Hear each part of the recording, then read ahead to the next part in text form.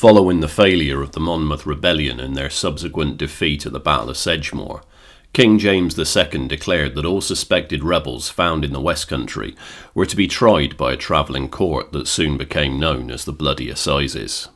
Although the court was overseen by a total of 4 judges, the most senior among them was one Lord Chief Justice George Jeffreys, also known as the hanging judge. Although his moniker was well earned, for the man was certainly comfortable donning the black cap, it also served to disguise the full measure of his wanton savagery.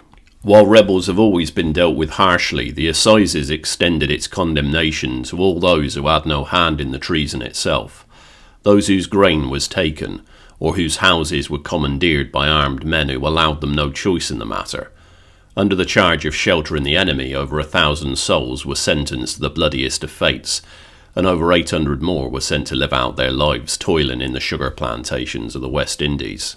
While it was certainly the duty of all judges at that time to pass down such sentences when they were required, none did it with more vindictive glee than Jeffreys. Whenever the time came for him to condemn another soul, a slight, satisfied smile would alight upon his face, and soon enough he'd begin to salivate and lick his lips. There were even those who said that he shivered like a maiden on her wedding night whenever his gavel hit home, especially whenever he had the opportunity to flavour the sentence with his own unique brand of cruelty. Although hanging was the standard sentence, those who displeased him were drawn and quartered after, with family members given the grisly task of placing their loved ones' limbs on the spikes that every township reserved for such displays. Whenever he could, though, he always preferred to employ the skills of Jack Ketch, the fearsome royal executioner notorious for keeping the blade of his axe purposefully dull, all to increase the suffering of those he dispatched. In fact, the only time that the judge was ever known to have shown mercy, if you can call it that, was the day he commuted the sentence of a frail old woman from that burning to beheading at the hands of Ketch. As the Assizes weaved its way like a malignant venomous snake across the West Country from Winchester to Taunton, it eventually had cause to stop in the Dorset town of Dorchester. There it set up court in the Antelope Hotel on High Street, not far from where I grew up, and in short order began its bloody condemnation of the populace. By the end of the first day, 29 souls had been sentenced to be hung, drawn and quartered, and that was just a fraction of the 339 men, women and children that would eventually be sentenced to die.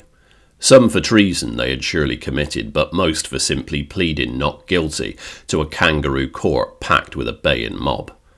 So many were sentenced, in fact, that the local executioners brought in to meet the demand simply couldn't keep up with the sheer volume of victims they had to dispatch. So, seeing an opportunity, Jeffreys brought in Ketch. You see, even a dull axe can kill quicker than a rope, and for the likes of the hanging judge, a beheading offered far more entertainment.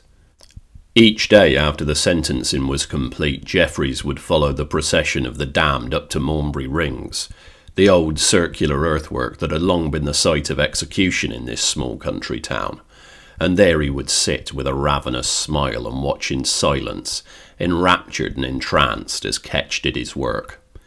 He always preferred it when the condemned would beg, and whenever he could he took a sick pleasure in dangling the prospect of a final reprieve in front of him.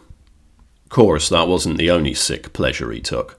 Once the day's slaughter was over, he'd order all of the charnel house functionaries to stand aside and turn their backs while he wandered through the collected corpses, holding a large black sack and whistling a jolly tune. Most there thought he was simply looking to claim the best of what little wealth the deceased had upon him. However, those who were brave enough to sneak the odd look over their shoulder would swear blind that they'd seen him pass over even the choicest of jewels, and instead place limbs and digits into the sack. There was even one who'd swear to any man who'd buy him a pint that he once saw the judge carve a pair of juicy steaks from the body of a young maid that had been stripped in readiness for the grave. Stranger still, the staff of the Antelope would often remark how unusual it was that the Lord Chief Justice would never take his meals in the common room with the other guests, or even ask for a plate to be sent up to his chambers. Instead, whenever he'd returned from witnessing the executions in the rings, he'd go straight up to his chambers and prepare his own meals in a small pot over the fire. There were rumours, of course, and gossip, but country folk are wise enough to know better than to make any sort of accusations that involve someone who bears such a grand title, especially one who just sentenced 339 of their fellows to the noose. So the rumours remained rumours, despite the sickly sweet smells that would fill the hallways outside his bedchamber, and the hungry sounds of smacking lips that could be heard just beyond the threshold, and the strange belt made of queer waxy leather found amongst his effects. Nothing was said above a whisper.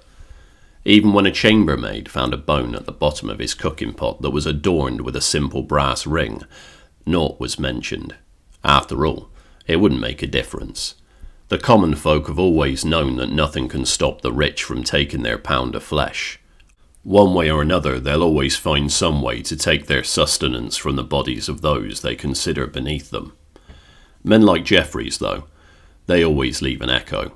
Wherever they go, a shadow of their character remains, and so it did at the Antelope Hotel. For years afterwards, when anyone would stay in the room that he occupied, they would be awoken late at night by the sound of footsteps walking back and forth, and the slight chinking sound of a metal spoon stirring a pot. You're in little danger of hearing it yourself, mind. Nowadays the Antelope is no longer a hotel, having been replaced by a quaint little shop-lined thoroughfare known as the Antelope Walk. However, there are those that will attest that on those rare occasions they found themselves walking down that cobblestoned street late at night, they'll often hear those footsteps follow them home.